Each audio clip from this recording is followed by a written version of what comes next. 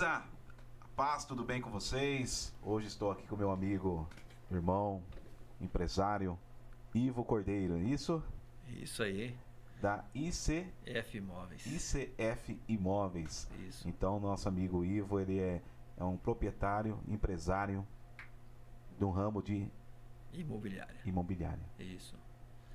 Há 7 para 8 anos estamos aí nesse ramo, tendo bastante experiência para contar e passando pelos governos, né, diferentes um do outro, mas ainda tem espaço para adaptação, para crescimento. Americana é uma cidade maravilhosa, né? Para ser corretor em Americana é uma beleza. É uma coisa E falando nisso, até uma curiosidade que eu tenho. Quando você trabalha no ramo de imobiliária, corretor, Americana, você pode expandir para Santa Bárbara, Nova Odessa, Sumaré? Ou não? Sim, a princípio a gente começou com um leque maior e depois fomos enxugando só para a Americana. Apesar de que hoje eu ainda acabo trabalhando um pouco Nova Odessa, Santa Bárbara. Então não tem esse negócio de perímetro fechado? Não tem. Eu comecei a nível Brasil, né? Então eu atendia até outros estados, a gente ia para mostrar fazenda, essas coisas. Só que o tempo que te toma, às vezes, para ir numa fazenda, num outro estado, acabava deixando muitos clientes da cidade esperando você voltar, às vezes de uma semana ou 2 de viagem. E às vezes quando você voltava, esse cliente já tinha sido, já tinha entristecido, já tinha desanimado. Já tinha entrado outro já tinha vencido pelo cansaço, né, de esperar. E aí nós resolvemos ficar mais restrito à Americana, Santa Bárbara e Nova Odessa. Está mais próximo do cliente. Fica mais próximo do cliente, a gente começa de Samaria e até os confins da terra. Sim, isso aí. Ficar só em Jerusalém também não dá, né? Mas se ligar nos Estados Unidos, a gente atende cliente de Canadá, Estados Unidos, bastante cliente do exterior que quer ter imóvel investido aqui em Americana. Americana é um solo fértil para investimento. Né? Não, a cidade uma das 10 cidades do Brasil mais segura. Que bacana. Cidade tranquila, um interior bom para viver. É um interior com cara de São Paulo, mas não tem a violência e a agitação de... Eu acostumei com a ideia de ter a Americana como uma cidade dormitório. Antigamente, quando a gente ouvia isso daí, a gente não acreditava muito. Mas hoje a gente vê... Se tornou uma cidade dormitório. Muitas pessoas que moram aqui chegam mais rápido no seu serviço em São Paulo do que morando em São Paulo. Às vezes mora em São Paulo, passa 3 horas para chegar no serviço. Conheço gente. Mas quem mora aqui em Americana chega em São Paulo em 1h30, 2 horas. Então é uma região espetacular, viu? Próximo de Piracicaba, próximo. Está num centro muito e onde atravessa 2 rodovias boas, né? Rodovias principais que cortam, né? Dos 4 lados quase. Ô Ivo, mas eu quero que você se apresente aí, fale para mim quem é o Ivo. Eu falei um pouco, mas fale quem é o Ivo. Falamos que você já faz isso, mas além de ser empreendedor, o que você faz mais? Como que é a sua família? Como que é o seu dia a dia? O Ivo é um pai, é família, é um marido, é um empresário, é um amigo. Eu sempre gostei da ideia de ser amigo. Né? Isso é bom. Ser amigo você não condicionar a pessoa a ser sua amiga. Quando você tem uma amizade condicionada, tudo que você fizer por ela, se ela não fizer nada por você, ela deixa de ser sua amiga. Mas eu não, sempre tive isso comigo, que eu faço por você e esqueço. O que a mão direita faz, a esquerda tem que esquecer. Independente se vai vir retorno ou não. Independente se vai ter retorno ou não. É um prazer no meu coração poder ter amigo e ajudar um amigo, porque a mão que você hoje ajudar a levantar, vai levantar alguém e pode ser você. Sim, ou alguém, né? Se você crescer na vida com o pensamento de que a pessoa que você ajudou hoje pode te ajudar amanhã, né? Não visando essa necessidade. Mas que a lei do retorno, né? Exato. Eu acho assim, eu sempre pensei também na seguinte questão, do perdão. Deus, ele perdoa, não perdoa? O homem, ele perdoa. O homem tem capacidade de perdoar, mas a natureza não. A natureza, tudo que o homem planta, ele colhe. Sim. Então, Entendi. se eu plantar arroz, eu não vou colher feijão. Tem como. Então, essa lei da semeadura, ela é fiel e ela nunca vai deixar de existir. Sim. E isso que você está dizendo, realmente, hoje são poucas pessoas, né? Que eu falo aqui com os meninos que trabalham comigo, o Vinícius, Pedro, né? Mas já passaram por aqui o William, o Matheus, o Jefferson, o Gustavo. A mesma retórica eu falo sempre. Gente, eu não estou fazendo isso aqui por mim, faço por vocês. Eu sei que isso um dia vai ser retribuído, Com né? certeza. Porque vocês vão ver os frutos que vão dar, né? Exatamente. E a gente tem que pensar nisso aí mesmo, né, Com Igor? certeza. Ajudar o próximo. Ajudar o próximo, principalmente, né, nós vemos hoje uma juventude que às vezes não tem um destino, não tem um futuro traçado, né? Eles não são. Na nossa geração, quando a gente era jovem, era diferente da geração de hoje que a gente vê, né? Muito. Que na nossa época, a gente não tinha essas informações tão rápidas, né? E os jovens hoje, eles são ricos de informações, mas eles ainda não traçaram um destino final ou uma profissão. Vamos falar assim, você chega num jovem hoje de 17, 15, 16 anos, eles têm uma certa dificuldade, né? A maioria deles tem uma certa dificuldade para dizer, eu quero ser um médico, eu quero ser um empresário, eu quero ser... Eles ainda não tomaram ainda essa iniciativa, essa decisão. Mas a gente, quando eu estava na roça, quando eu era uma criança, né? Que eu vim lá do Paraná, os meus pais, eu nasci lá, mas meu pai era mineiro e minha mãe era cearense. Então os dois se encontraram lá, né? E me tiveram e Nasceu a família. nasceu o Ivo Cordeiro. E eu, né? Quando eu via uma pessoa bem vestida, bem trajada, eu falava assim, um dia eu quero ser. Sim. O que você é? Muitas vezes eu perguntava, moço, o que você é? Ele falava, eu sou advogado. Pai, eu quero... Como é que faz para comprar uma roupa dessa? Como é que faz? Que é serventão de pedreiro, né? Ajudante geral. Era só isso que sobrava para mim, né? Com a quarta série, você acha que vai sobrar o quê?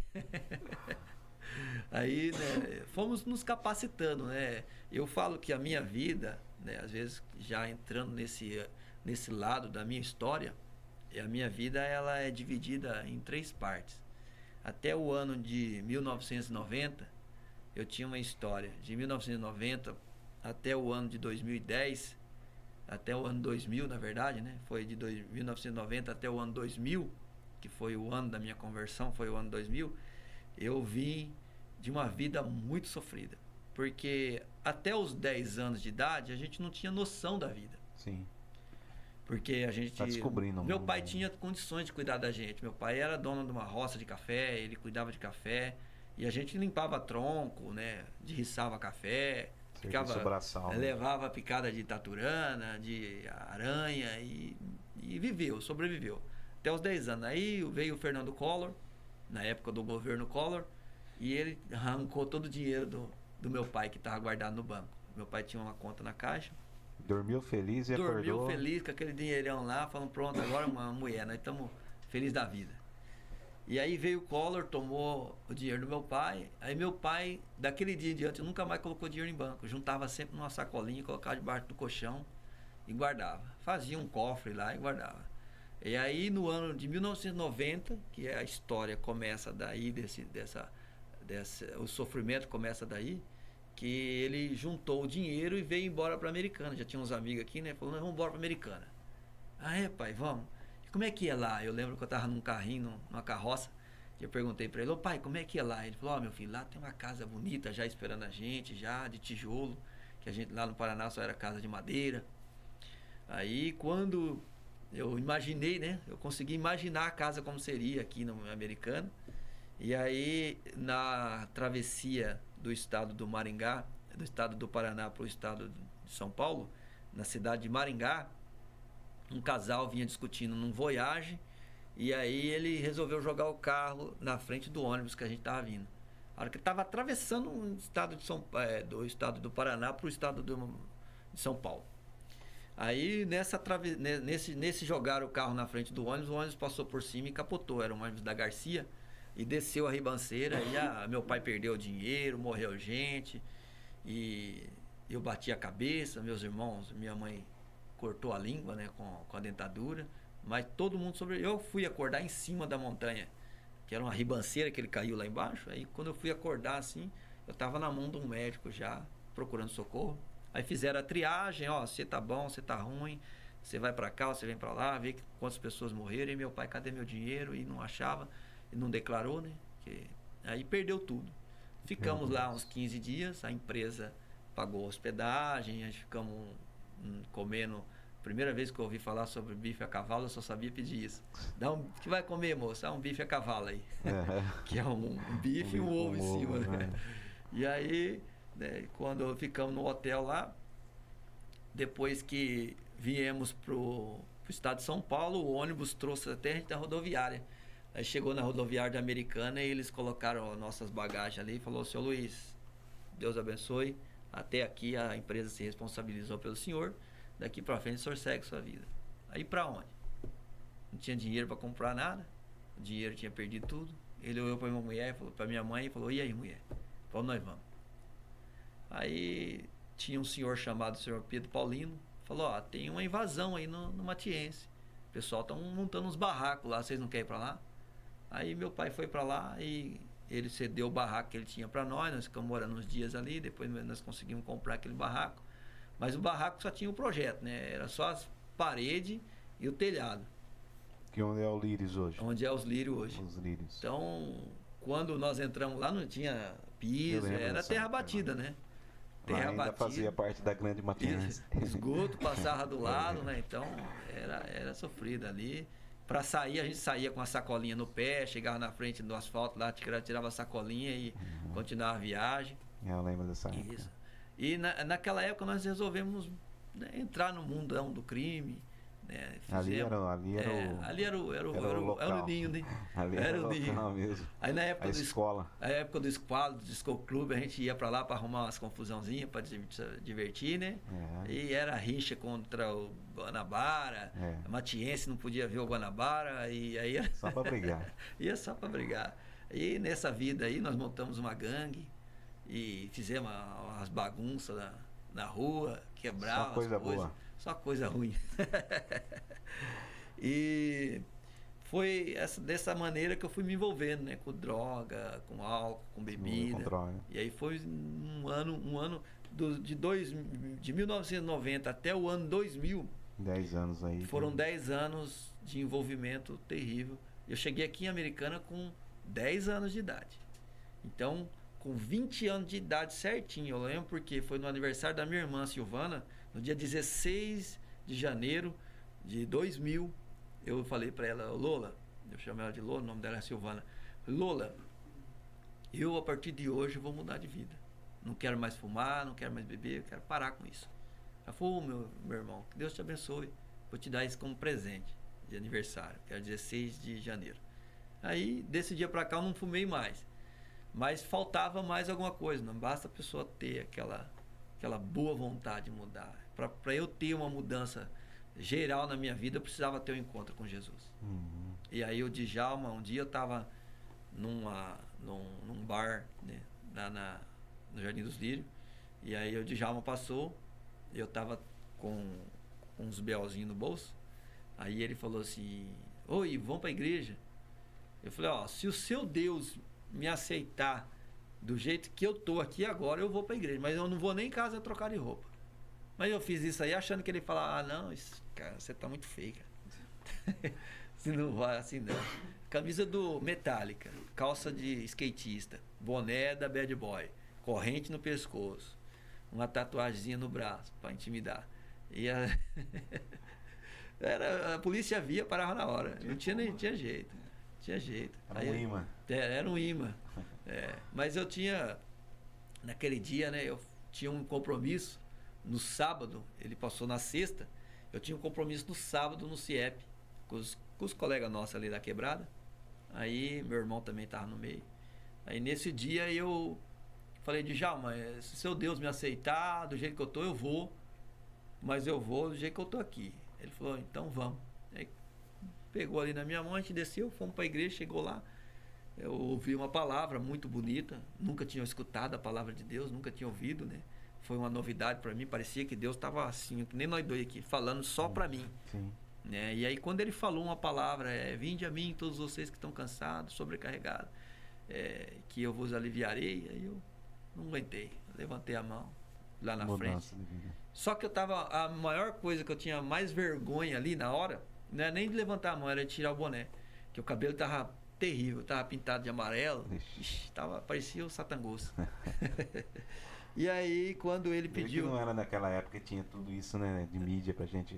Não tinha pra gravar, né, mas muita gente falou, viu? Poderia. Tinha um irmão João que falava pra mim, rapaz, quando você entrou na igreja, você parecia o diabo em pessoa. Falava ele... Eu falei, irmão João, Deus faz milagre mesmo.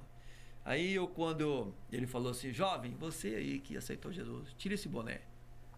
Porque eu dentro da igreja tava até com o boné meio para baixo, assim, para não ficar vendo ninguém, para ninguém me ver também. Eu ficava meio disfarçado, eu me escondia.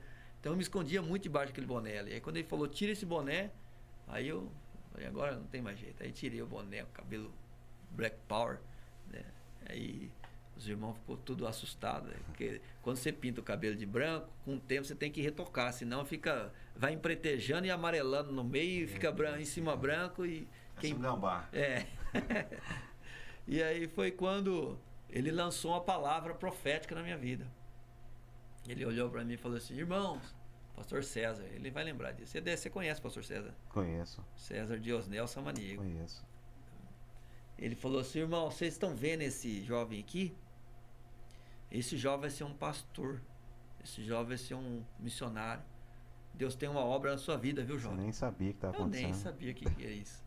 Nem sabia o que era obra, né? Quando falava obra, eu imaginava uma construção e uma duna, né, cheia de areia e o cimento chegando. Você é pedreiro de novo? Você, pastor, de obra eu entendo, pastor. Aí quando ele falou, Deus tem uma obra na sua vida, eu acreditei, né, que Deus tinha uma obra. Cheguei em casa, falei para minha mãe, mãe, aceitei Jesus, a partir de agora eu não vou mais traficar nem nada. Filho, glória a Deus. Minha mãe ficou feliz, minha mãe era católica, roxa, eu fui coroinha até os 10 anos de idade, eu ia na igreja católica, eu era coroinha fiel, né? Minha mãe queria que eu fosse padre. E fazia muitas das vezes disso para ver a minha mãe alegre, feliz. Então, eu acho que muitas coisas que eu fiz também na minha vida foi para não... foi procurando a felicidade da minha mãe. Eu sempre quis ver a minha mãe feliz. Então, quando a gente ia para as drogas, era porque a gente estava buscando uma maneira de ajudar ela, que a gente ficava feliz de chegar em casa e dar alguma coisa para ela. Então, quando não tinha condição, a gente achava que esse daí era o caminho, né? Dinheiro fácil, mulherada, zoeira. Então, achava que essa daí era a solução. A vida melhor. Mas também eu pensava assim, né? Por que o pessoal fala, né, que há uma sociedade que despreza esse tipo de jovem, né? A sociedade realmente olhava pra gente com um olhar de desprezo. Porque você trajava roupas, né, diferentes. Você falava um linguajar diferente. Esse linguajar que eu falo hoje, dificilmente eu traçava 10 minutos aqui de conversa com você sem te chamar de mano, de brother, né? Soltava um palavrão no meio. Era assim, né? Então, era o convívio que eu tinha, era esse. Sim. Com a quarta série, você não tinha expectativa de ser um empresário, um advogado, um médico, um juiz. Ninguém do lado Ninguém do lado, assim, não tinha um pai que era de nome, não tinha uma mãe com nome, não tinha um irmão com nome. Então você falava, pô, quem sou eu, né? Eu sou o menor da casa dos meus pais. Eu sou o mais ruivo, magrelo. Só tinha nariz e perna torta. Então, eu olhava para mim, né? E eu tentava me esconder da sociedade. Então, por isso que a gente vivia no escuro, né? Procurava sempre ambiente escuro, roupa escura e ambiente onde nós nos identificávamos. Sim. Se eu chamasse trevas, você, exatamente. Se eu chamasse você para sair e falasse assim, olha, vamos fumar uma maconha, e você falava para mim, Ivan, eu não fumo essas coisas não. Eu falava, você para mim é um careta, irmão. Você não serve para andar comigo não. Aí virava as costas. Ia procurar outro. Ia procurar outro, porque Isaías diz no capítulo 61 que nós somos hoje libertos, quebrou as correntes para que nós possamos libertar as pessoas. Sim. Né? O Espírito do Senhor Jeová está sobre mim, Ele me ungiu e me enviou para quebrar as correntes dos cativos, né? Porque os cativos, eles são assim, o maconheiro, ele não gosta de fumar maconha sozinho. Sim. O alcoólatra não gosta de beber um copo de cachaça sozinho. Eles gostam sempre de ter um amigo ali com eles, acorrentado. Sim. E quando você não faz parte dessas correntes, você não serve para andar com eles. Sim. Aí quando nós temos esse encontro com Jesus, a gente passa de ser um acorrentado e passa a ser um libertador.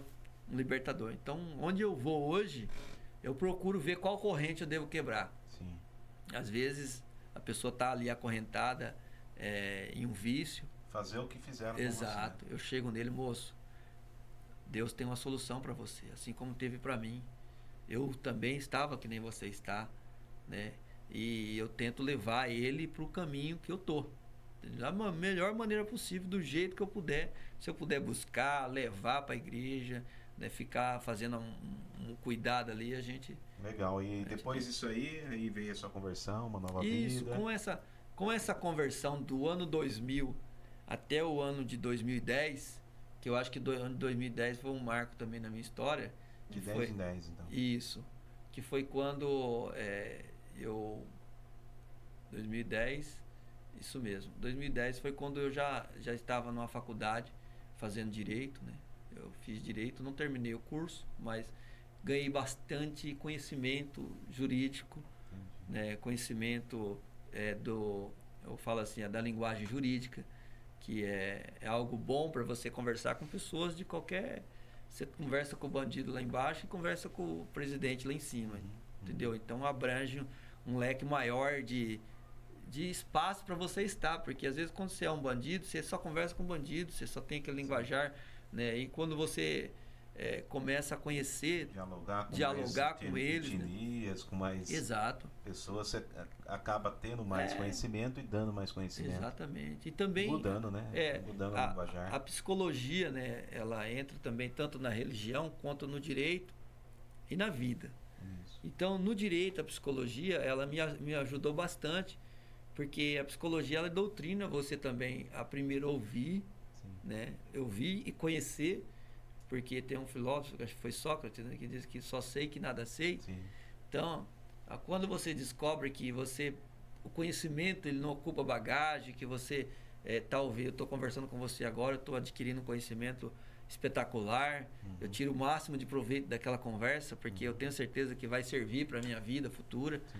Então, eu tive mestres, né, que nem o pastor Antônio Munhoz, que foi um mestre, um pai para nós, né? Hoje tem um filho dele que nos ajuda também no crescimento, e várias experiências com esses homens foi fazendo a gente ter compromissos e mais compromissos com Deus, né? Mudando o comportamento, porque queira ou não, o contato com pessoas de um nível espiritual maior do que o seu te ajuda e faz com que você queira ou chegar no nível dele em termos de espiritualidade, ou pelo menos lutar para ir melhorando a sua vida. Que quando você está perto dele, aí você já tem uma referência. Aquilo que você não tinha, hoje você tem. Exatamente. Quero ser igual. Exato. Eu quero ser igual. Eu quero ter um exemplo. Não por inveja, mas por admiração. Exatamente.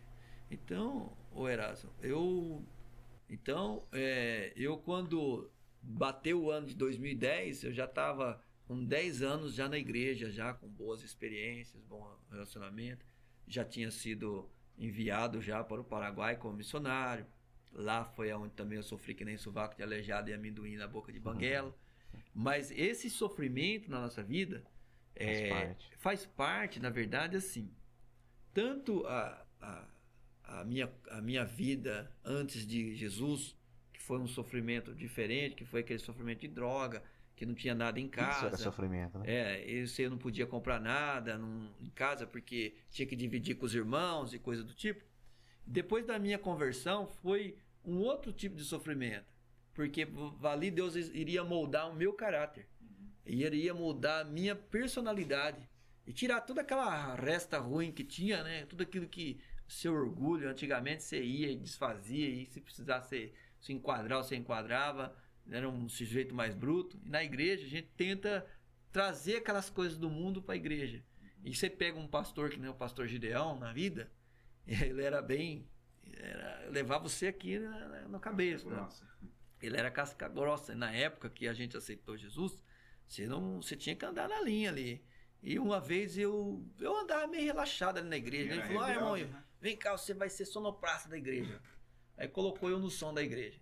Aí eu chegava, o culto começava às 7 horas, eu chegava às 7h15, 7h20, os cultos rolando e ele de braço cruzado assim, sem som, sem nada. Enquanto eu não chegava, ele não ligava o som. Aí eu chegava envergonhado ali e falava, isso é tipo de obreiro que nunca vai prestar na vida, irmãos. Já dava na lata, na frente de todo mundo. Dava com os dois pés, tá certo. E aí eu ficava com vergonha ali, falava, meu Deus do céu, aí... Por que você chegou atrasado? Pastor, é isso e aquilo. Ele falou, irmão, isso aqui é um compromisso que você tem com Deus, não é comigo.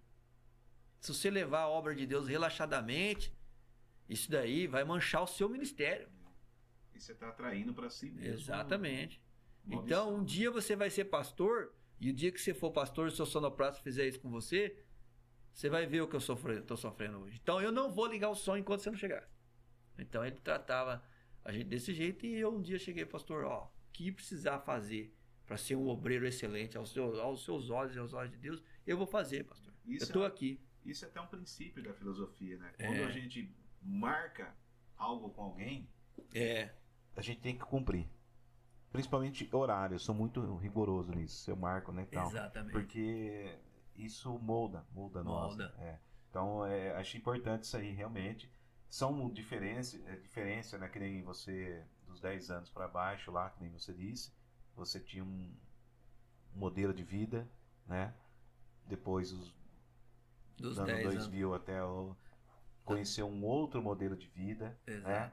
Isso foi te trazendo perspectiva diferente, que você não tinha nenhuma escolha. Eu não sei o que você, a minha vida vai ser pautada nisso aqui, né? Depois você teve uma mudança, viu referências, e essas referências te ajudaram, porque hoje a gente vê que você é um empresário, que você é um empreendedor. Isso te ajudou também em fazer essa escolha, te ajudou no...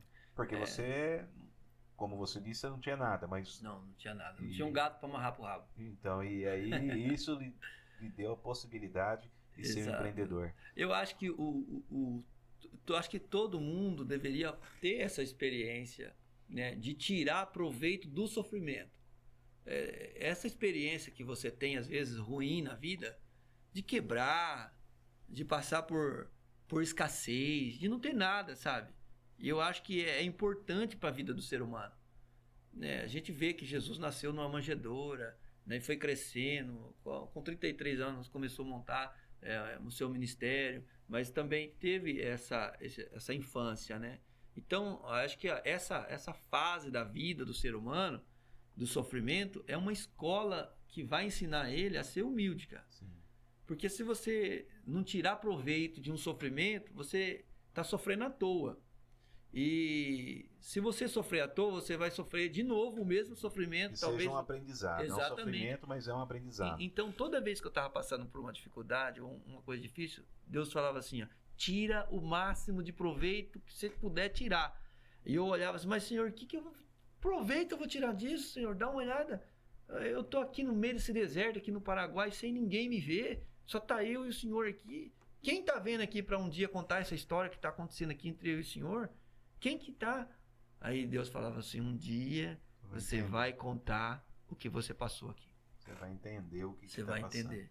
Porque é interessante, né, que é Atos, né, no capítulo 9, ali onde Paulo se converte, quando no caminho de Damasco ali, né? Ananias vai orar por ele, né? Ele fica com medo, mas é interessante que Deus fala, né, para Ananias, né? Este é um servo da qual escolhi para sofrer pelo meu nome. Exatamente. Não, a gente imagina, não. Só que é um sofrimento diferente, né? Um sofrimento que a gente aprende. Isso né? daí. Não é um sofrimento porque Deus é ruim e vai nos castigar. Não é um castigo.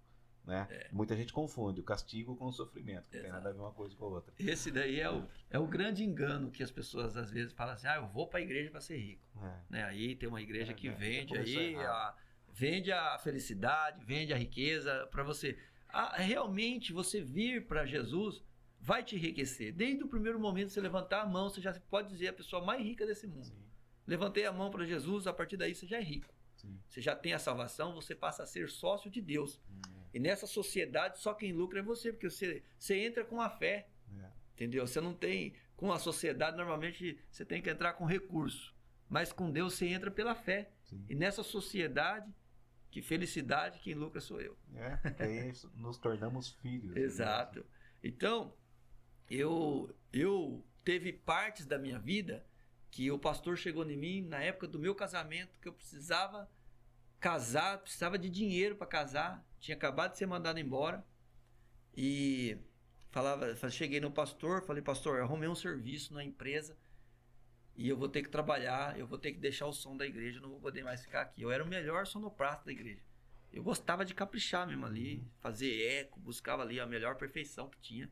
Nem tinha muito segredo, mas eu queria fazer, Senhor, dá alguma coisa diferente aqui. Então, sim, quando a pessoa tava cantando, eu dava um eco, fazia uma coisinha legal. E o pastor gostava, né?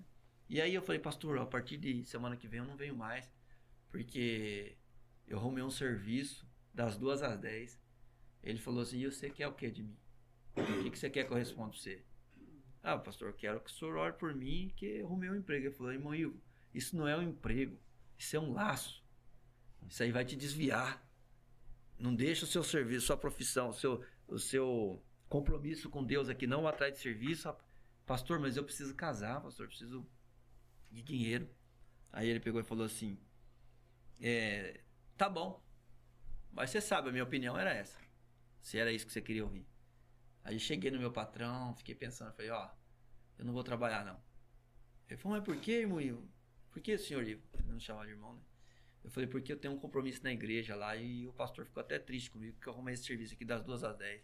Ele falou, então vai lá, fica com o seu Deus, fica com o seu pastor, fica com a sua vidinha lá, que aqui não precisa de pastor nem crente, não. Aqui não precisa de funcionário, trabalhador. Uhum. Aí eu fiquei triste com aquela palavra, vim embora para casa, tristecido, que eu precisava mais do dinheiro para casar do que outra coisa. Cheguei em casa, a mulher falou assim, nossa, Deus, e agora aí? Como é que vai ser? Desempregada, véspera de casamento. Aí eu falei, vamos ter fé aí, né? Aí demorou uma semana e ele me liga. Falou, Ivo, eu pensei melhor naquilo que eu falei com você. Eu vi que você foi fiel ao seu Deus e a gente precisa de um funcionário fiel aqui. Você trabalhava das 2 às 10, não era? Falei, era. Ele falou, então aqui agora você vai trabalhar das 8 a 1 hora da tarde. E era uma fábrica de colchão. E aí tinha aqueles colchão de massagem. Aí ele falou, você vai fazer o quê? Você vai chegar aqui, vai só abrir a empresa para os funcionários chegar e você vai sentar ali, pode escolher o colchão para você deitar. Eita. Aí eu almoçava, meio-dia, deitava no colchão lá, ligava aquele massageador e ficava me massageando lá e só ganhando dinheirinho para casar. Olha aí. Fui fiel, né, irmão? Você ser fiel à palavra, né? Às vezes tem muita gente que fala assim, isso é prova do homem, é palavra do homem. Na boca de um pastor, na minha boca, na sua boca, existe uma coisa que se chama palavra. Sim. Deus criou o mundo através da palavra. Sim. Tudo que Deus criou através da palavra, acho que a única coisa que não foi o homem. O homem, Deus diz, façamos o homem conforme a nossa imagem e semelhança. Desceu, fez o barro, né, e soprou, deu vida ao homem, tornou ser vivente. Mas as outras coisas, Deus criou tudo através da sua palavra. Sim. Né? Então, esse poder que nós temos através da palavra, a gente vê que um pastor, quando ele fala assim, irmão, você nunca vai ser nada na sua vida, você tem que tomar muito cuidado, pedir muita misericórdia de Deus, perdão, porque a palavra tem poder, irmão. Sim. Então, eu acredito muito na palavra de um pastor, de um homem que se consagra a Deus, e até mesmo de uma pessoa que não é cristã, sim, que lança a palavra de maldição no filho, lança a palavra de maldição na esposa, a esposa no marido, né? Então, quando você for falar alguma coisa, a Bíblia diz que a vida e a morte está no poder da língua. Sim. Entendeu? Então, na língua é um pequeno membro, mas é que nem um fósforo quando você joga numa floresta. Ele se alastra, ele pega fogo, e depois de você fazer voltar atrás é muito difícil. Entendeu? Então tem muita gente no inferno hoje, sim, por causa da língua. Sim. Entendeu? Então refreia a sua língua e você vai ser próximo na vida. Exato, eu sempre penso, sempre falo para as pessoas, né? Troca que você vai falar de palavrão para uma outra palavra. Exato. Né? Porque isso vai ajudar você não vai atrair nem desejar maldição para ninguém, né? Exatamente. Então, porque realmente a palavra tem muito poder, né? Então fala coisa boa, né? Ao invés de falar palavrão, fala uma coisa boa. Quantas pessoas fizeram a outra desistir de um sonho, às vezes através de uma palavra, falando você não pode, você não é capaz, você não pode, você não é, isso não é para você, né? Eu acho que assim, eu sempre fui uma pessoa positiva, irmão Erasmo. Eu sempre fui uma pessoa positiva. Eu sempre fui de ver sempre o lado bom das coisas. E às vezes isso daí me prejudicou bastante, às vezes, né? Até na vida, na minha empresa, porque eu não vejo maldade na pessoa. Então eu sou às vezes enganado fácil, né? Porque eu não vejo ninguém como um alvo, uma pessoa que vai me prejudicar. Eu sempre vejo como uma pessoa que estou ali para ajudar, vou ajudar essa pessoa. Mas mesmo quando prejudica, eu penso assim também, viu, Eva? Mesmo que nos prejudica, na verdade não estão prejudicando. Eu também penso da mesma forma que você. Às vezes a pessoa pensa, prejudiquei o cara. Na verdade, quem está se prejudicando é ela mesma. Exatamente. A gente, porque pode até vir a gente entristecer, se frustrar, mas vai passar, né? Eu acho que é a experiência, né? Passa, a gente Você vai tem experiência. E mesmo assim, com a experiência, amanhã a gente vai fazer de novo. Exato. Porque o que manda em nós é o coração, né? O coração. É o nosso coração que não é maldoso, né? E da onde vem todas as coisas que Jesus falou? É do coração, né? Para o puro, tudo é puro. Tudo é puro. Né? Mas então, quando a pessoa tem um coração impuro, ela já vê todo mundo, ele pensa que todo mundo é igual a ele. Isso, Então ele vive suspeito, ele não dorme à noite com medo de... Se os seus olhos forem mal... Todo o seu corpo, né? Então eu fui criado e fui crescendo dessa forma, meu Erasmo. Legal. Hoje, eu vou ser sincero, eu amo ajudar as pessoas. Eu tenho isso como um dom. Isso. Entendeu? Eu quero ver as pessoas bem. Eu bom. gosto de passar num lugar e ver uma pessoa caída na sarjeta e eu ir lá e falar, moço, de onde você veio, para onde você vai? Às vezes eu vou nas viagens por aí, esses dias nós fomos para Caraguatatuba, não, para Guarulhos. Guarulhos não, onde tem aquelas praias lá pro lado do Guarujá, Guarujá. Aí no meio da estrada, ainda paramos num posto ali, tinha um senhorzinho na estrada lá, andarilho, né?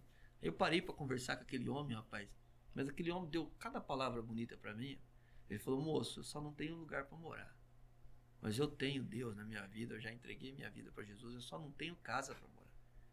O resto eu tenho tudo. Eu tenho Deus.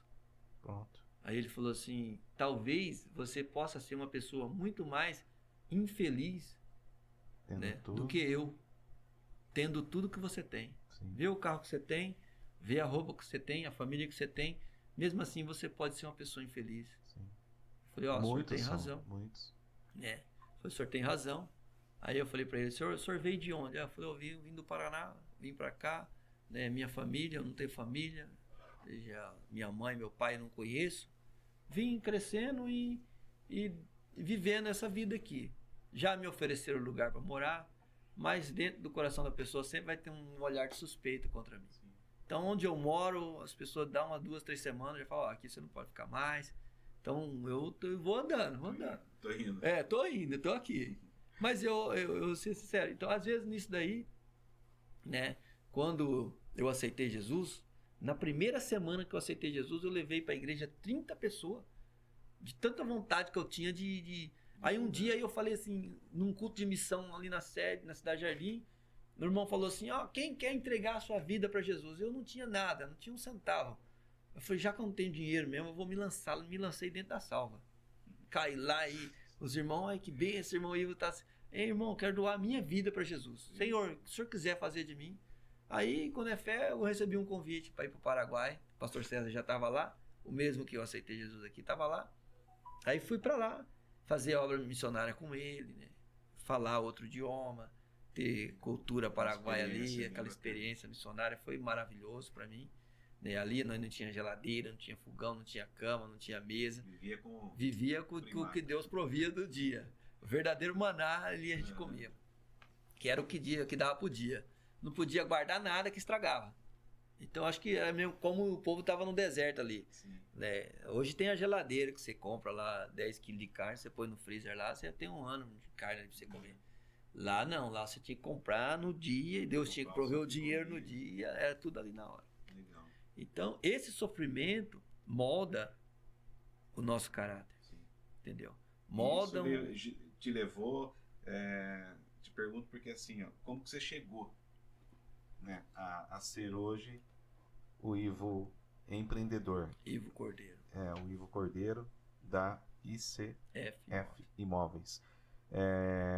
Como que você chegou nisso aí? Como que foi essa caminhada?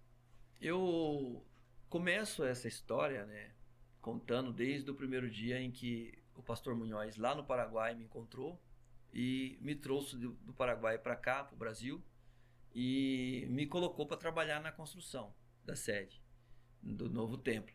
Aí, nessa construção do novo templo, eu trabalhei 4 anos. E antes de eu terminar esse estágio aí da construção lá, eu estava numa chácara que ele tinha lá nos Loyolas. E nessa chácara, eu estava lá dentro do buraco, lá construindo um chiqueiro, que ele estava tratando uns porcos ali para... Sempre tinha uma festividade ou outra, e ele matava um porco e dava para a igreja, né? Então eu estava lá fazendo aquele chiqueiro, ele chegou em cima e ficou quieto, né? E viu eu lá louvando a Deus, lá embaixo, naquele buraco, sozinho, né? Falei, meu Deus, você me tirou lá do Paraguai para cá para deixar nesse buraco aqui, mas estamos aqui, né? Se ele mandar eu ir para a lua, eu vou. Sou extremamente obediente. Aí ele pegou, chegou lá em cima e ficou olhando eu lá embaixo. Aí falou, irmão Ivo. Aí eu assustei, olhei para ele. Ele falou assim, sai desse buraco, irmão Ivo. Segunda-feira você vai comigo para o Belém. Eu vou te consagrar a evangelista. Você vai ser ministro. Aí eu, glória. Se levantei de lá, dei uma rajada, língua estranha lá. Aí a hora que eu subi, os outros pastores estavam tudo lá em cima lá também. Parabéns, irmão Ivo, parabéns, Deus te abençoe. Ó, passou na prova, hein? Aí ele falou, o pastor Munhoz colocou a mão no meu ombro. Aí falou, irmão Ivo, uma árvore pequena que dá muito fruto, o que acontece com ela? Aí eu falei, não sei, pastor. Aí ele falou, ela se curva. Toda árvore pequena que dá muito fruto, ela se curva. Nunca deixa de ser humilde, meu filho. Cresça, mas cresça para baixo, na humildade. Desça aos pés de Jesus, na raiz. Lembre-se sempre de onde você saiu. Quando você estiver lá em cima, que Deus vai te abençoar muito. E eu trabalhei ali mais uns anos, e ele sempre me relembrando. Toda vez que ele me via, você é ministro. E aí, quando terminou meu trabalho ali na sede, o pastor me chamou, me pagou meu salário, falou, temos aqui isso aqui. Aí quando eu peguei o salário assim, falei, Senhor, ou o Senhor me ajuda a multiplicar isso aqui, não vai dar para eu viver não. E eu vou fazer o que na vida? Eu vou trabalhar por aí? Não. Levantei para o céu, falei, Senhor, me dá uma direção com esse dinheiro. Aí eu comecei a vender uns produtos, né? Aí eu fui lá em Nova Odessa vender uns produtos para um rapaz, chegou lá e falou, Ivo, você leva jeito para ser corretor, rapaz. Você tem o jeito certinho. Você não quer trabalhar de corretor? Eu falei, para já, como é que faz? Aí ele me deu umas dicas ali, eu peguei as dicas, fui em São Paulo, tirei meu Cresce, né, fiz o curso, e paguei lá com o valor do salário que eu recebi, eu paguei, tirei meu Cresce. Foi o melhor investimento que eu fiz para crescimento financeiro. Porque o corretor, né, ele primeiramente tem que ter o dom da venda. Se não tiver o dom da venda, ele não vai sair do zero. Né? Tem que ter o tato, né, o tato com o cliente, o momento certo de falar, o que falar, quando se descontrair, quando não, você perceber o perfil do cliente. Então você vai crescendo, vendo mais como agir com a pessoa do que fazendo as coisas. Então, às vezes que você errava, você aprendi agora, não vou fazer mais. Aprendi agora, não vou fazer mais. Então, foi nessa área que eu comecei a comprar um imóvel, ganhei a minha primeira comissão, valor espetacular. A segunda comissão, outro valor espetacular. E eu peguei e falei, o que eu vou fazer com esse dinheiro? Falei, não vou sair jogando por aí não. Fui lá e comprei um imóvel aqui, fui comprando outro imóvel ali. E fui investindo no patrimônio. Aí fui melhorando de vida financeira. Já troquei um carrinho. E aí foi indo desse jeito que... Já foi vendo o lado empreendedor que você sempre teve, foi aflorando e tal. Exato. E aí fui agregando uns amigos também comigo, que foram me ajudando ali, que foram trabalhando comigo. Aí montei. Depois eu saí da Valência Imóveis, que era uma empresa que eu trabalhei, e montei a ICF Imóveis.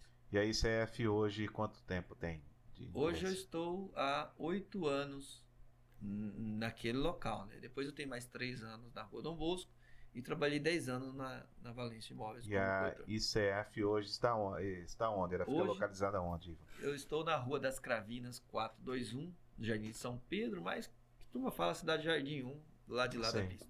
Então, eu estou ali, é um lugar bom, estratégico. Como faz pra gente ir? Quero comprar um imóvel, porque eu fui seu cliente também. Né? Você foi meu cliente, vendemos um apartamento. Graças a Deus, eu ajudei minha irmã a comprar. Eu quero perguntar para você, como que você foi atendido? Muito bem orientado. Graças a Deus, foi um sonho, que nem você fala, né? Você falou da gente ajudar. Exato. Eu tenho um sonho, uma alegria muito grande, que eu ajudei minha irmã a comprar um apartamento. Tá vendo só? E isso daí é uma profissão que me dá oportunidade para eu sair a hora que eu quero, ajudar as pessoas a realizar o sonho. Minha alegria é ver uma pessoa pegando a chave na mão e dando glória a Deus. Graças ali, a Deus, minha irmã tá muito contente, agradecendo, muito né? Isso daí que me deixa feliz, viu, Erasmo? Deixa eu falar para você uma coisa. Eu assisti uma reportagem uma vez de uma senhora que guardou as joias que ela tinha desde a sua infância, desde os seus avós, seus tataravós, e ela dizia para a filha dela assim: isso aqui, ó, eu vou deixar para vocês como herança. Só que um dia ela veio pro interior, eu morava lá em São Paulo, e os ladrões entraram lá e roubaram tudo. E ela voltou para casa, ela tá até pensando em se matar, falando pro repórter: pra mim a vida acabou. Que isso aqui era a herança que eu ia deixar pros meus filhos. Eu fiquei pensando assim, falei: olha, triste notícia, né? Tanto para ela quanto pros filhos. Quando uma pessoa tenta deixar bens materiais para um filho como herança, isso daí é corrompível. Sim. Isso aí pode se acabar, pode ser que não aconteça. Mas quando você deixa um legado, o legado você deixa através do seu nome, das suas atitudes, das pessoas que um dia vão lá no seu caixão e vão falar assim: ó, esse daí verdadeiramente viveu a sua vida honestamente, temente a Deus, construiu um patrimônio, cresceu, mas foi uma pessoa de caráter. Isso é o mais importante. De caráter. Tem pessoas que se vendem, e a pessoa que se vende por R$1.000, ela se vende por 1 milhão. Sim. O que se vende por 1 milhão já se vendeu um dia por 50 centavos. Judas que eu diga, né? Exato. A corrupção no Brasil, ela não se expande por causa dos políticos que são corruptos. É a sociedade. Muitas das vezes a sociedade, com o seu jeitinho brasileiro, né, tenta dar a manobra, né? Vou fazer aqui, vou tirar dali, vou colocar aqui. Então, esse mundo hoje que a gente vive, né, às vezes a gente julga ali os políticos, mas a isenção nossa na área política faz com que o político de mau caráter domine aquele território que nós deveríamos estar dominando. Sim. Com uma boa ideia, um bom projeto, um bom investimento para as outras pessoas, buscando o bem da sociedade, né, buscando o bem da comunidade. Isso daí que é importante a gente levar com a gente para o resto da vida. E assim como está bem já no finalzinho, gostaria de perguntar para o Ivo qual que é a mensagem que ele deixa, falando aqui nessa câmera aqui, nessa aqui, ó, no central aqui, ó, falando a mensagem que você deixa para o povo brasileiro, para o povo de Americana, o que você deixa de mensagem, falando nessa câmera central aqui, ó. A mensagem que eu deixo para os nossos ouvintes é a mensagem do desistir nunca e render-se jamais. Isso daí você tem que levar com você para toda a sua vida. Muitas pessoas que desistiram na vida nunca souberam o que é realmente ter aquilo que quer. Então, quando você tem um sonho, lute por ele. Não desista fácil, né? Olhe para o seu ponto final, porque passarinho que não quer voar não precisa sair da gaiola. Você tem que sonhar e ousar sonhar. Assim como José ele não pediu para sonhar. O sonho veio, né? Ele não dormiu aquela noite dizendo assim: eu vou sonhar um sonho. Não. E sonhou José um sonho. E esse sonho, aquele momento, parecia ser impossível. E muitas coisas na nossa vida vai parecer ser impossível, na sua vida também. Vai parecer ser impossível.